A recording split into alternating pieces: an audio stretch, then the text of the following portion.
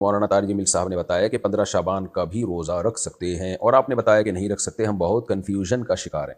15 شعبان کے روزے کی فضیلت پر کوئی صحیح حدیث نہیں ہے، ضعیف روایت ہے. اور بعض لوگ کہتے ہیں کہ جی فضائل میں ضعیف حدیثیں بھی چل جاتی ہیں.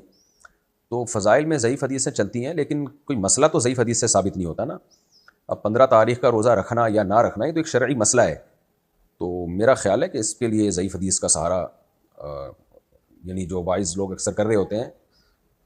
اس میں اصل میں یہ بھی ہوتا ہے کہ بہت سے علماء نا اس بارے میں بہت متسامع ہوتے ہیں. تسامع کا مطلب وہ بہت وسعت سے کام لیتے ہیں، اور یہ بہت سارے محدثین میں بھی ایسے گزرے ہیں کہ وہ ضعیف حدیث سے عمل کی فضیلت کو بھی ثابت کر دیتے ہیں. وہ کہتے ہیں فرض واجب ثابت نہیں ہوتا، لیکن بہرحال راجح بات یہی ہے کہ ضعیف حدیث سے کسی عمل کی فضیلت کو ثابت کرنا ٹھیک نہیں ہے. ہاں، عمل کی فضیلت صحیح حدیث سے ثابت ہو، پھر اس کی تائید میں اس کی مزید فضیلت کسی ضعیف حدیث میں ہو تو اس کو بیان کیا جا سکتا ہے. لیکن نفس مسئلہ کا ثابت کرنا، حکم کا ثابت کرنا ضعیف حدیث سے ہماری رائے میں یہ ٹھیک نہیں ہے. جمہور علماء اسی طرف ہیں.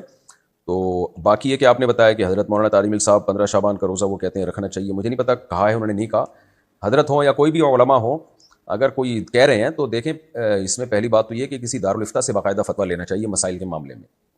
دارالعلوم کرنگی ہے، بنوری ٹاؤن ہے، جامعہ فاروقیہ ہے، جامعۃ الرشید ہے، یہ بڑے بڑے مدارس میں باقاعدہ جو علماء فتوے کا کام کر رہے ہیں مسائل میں ان سے فتویٰ لینا چاہیے.